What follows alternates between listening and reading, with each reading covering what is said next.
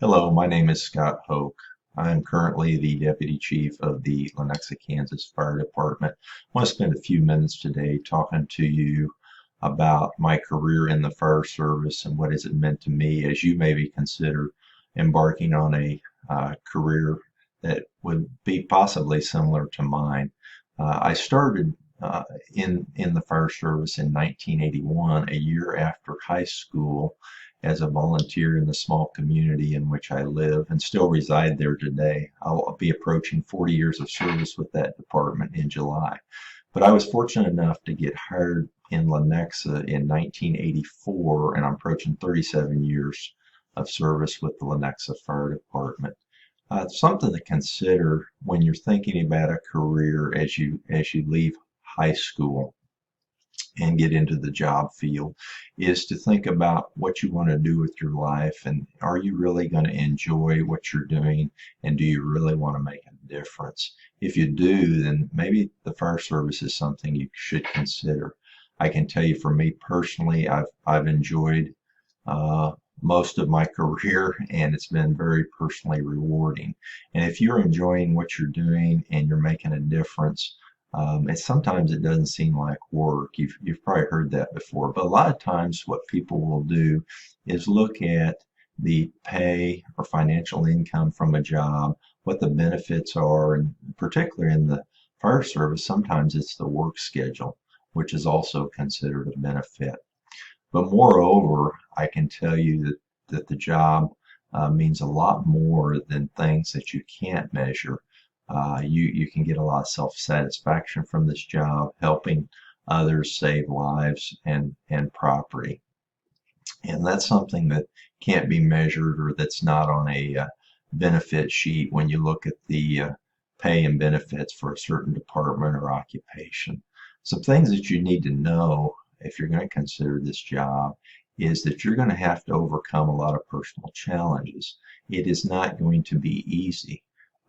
And with that, there are going to be potential risks, personal risks to your health and well-being, and your safety, not only on emergency incidents, but away from the job and different things that you're exposed to, both physically and mentally. Sometimes it can be very psychologically challenged.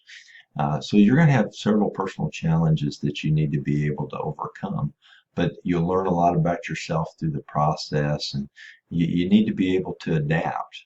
The fire service, I told you the tenure and the time I had, just to give you some sense of how things change and how much they have maybe changed in the fire service. You wouldn't realize this, but probably the most immediate thing that you might recognize is how much school curriculum and the process of going to school and learning has changed throughout your lifetime from elementary, and just in the last year with the pandemic situation, how the learning environment has changed. So in the fire service, we've had to do things to adapt to changes in our environment and things that have changed in society and how we respond to different things. So one of the things that's real important to understand if you're going to select a career in the fire service is that you're going to be a lifelong student, and you're constantly going to be learning. We spend a lot of time training, and that is to be prepared for what we may face with particular types of incidents or scenarios. We try to anticipate those, prepare for those through equipment, training, physical conditioning, and those types of things.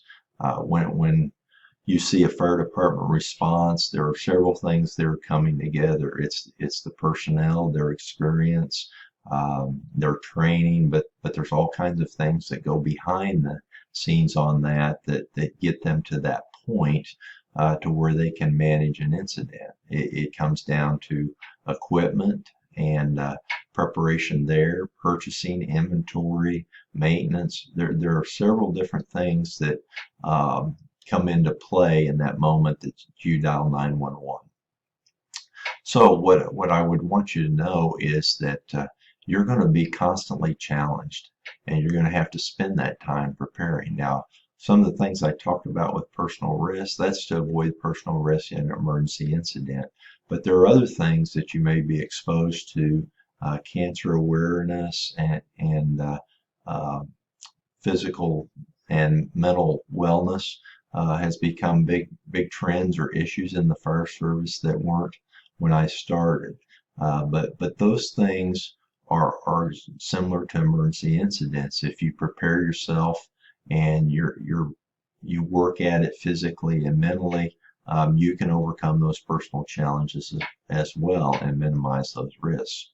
If you're thinking about a job, I want to tell you that you need to prepare yourself just like we prepare for emergency incidents.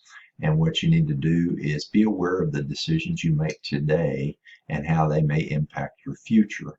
If you make poor decisions today and you have problems today with the law enforcement or not preparing yourself academically for good grades, those things can impact your future if you apply for a job in the fire service. So sometimes students don't recognize that or realize that. And that's one message I want to share today, that if you're considering a career in the fire service, that you make good decisions and apply yourself, knowing that you're going to be a lifelong learner. Try to apply yourself personally to perform as well as you can academically and try to get better each day. Technically, you will have to have some certifications. The Blue Eagle program will help you achieve those certifications to make you employment eligible for a number of fire departments in the metropolitan area. One of the things that may give you a distinct advantage in becoming selected for a position in a fire department is the ability to get a paramedic or EMICT, what it used to be called, certification. Going to school and getting that paramedic license can set you apart from the other applicants in a process. What this does, what you need to recognize, is that 80% of what fire departments do that are EMS based is respond to medical calls. And with the aging demographics we have in the nation and the metropolitan, this is only going to become more important. So being able to see those trends and the fire service today, I can promise you, will not look like it does today in maybe 5 years or less. 10 years from now, it won't look anything like it does today. So being able to set yourself apart from those other candidates, having a higher level of skill, certification, and training, that's the things that help get you maybe that job interview or put you at the top of the list when it comes to considering selection. What I already talked about was making good decisions. So your background, for instance, your driving record, those of you that are already driving, making good decisions there. Those are things that will be looked at. And of course, your character and your moral integrity will be something that maybe a department will consider when you're even with another type of paramedic certified candidate. So those are the things that I would suggest to you and recommend to you. Just beware and never stop learning. Try to learn as much as you can. Earlier in my career, the internet didn't exist. That gives you an idea how old I am. You probably can't imagine not having the internet, but there is so much there to where you can learn every day. Every day you can learn something about the fire service to improve your knowledge and skills to be prepared and minimize those risks to yourself. And the last thing I would say in closing with is, if you choose to do this or select the fire service as a career, be mindful that it's not just a job, it's not just an occupation. If you want to minimize those risks, it's really a vocation. Look up the definition of vocation.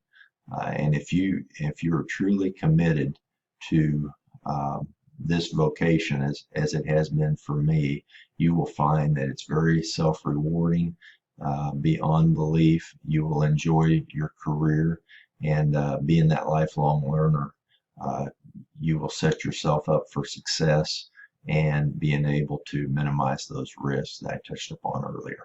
But regardless what your decision is, I want to wish you the best of success. Have a good day.